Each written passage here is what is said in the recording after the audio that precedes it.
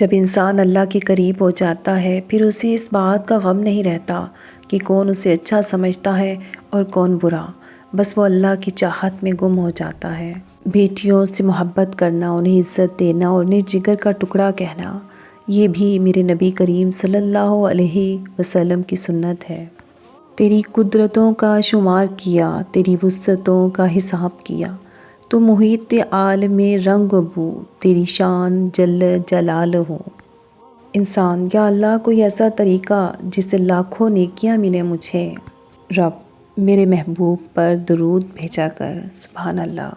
70 ماؤں جتنا پیار کرنے والا رب آزماتا بھی ہے تو بے انتہا نوازنے کے لیے، اور تقدیر اللہ کے ایک اشارے پر بدل جایا کرتی ہے۔ تم یقین تو رکھو وہ بہتر لے کر بہترین دے گا۔ اور سکون پتہ ہے کیا ہے؟ اکیلے بیٹھ کر رب سے گفتگو کرنا۔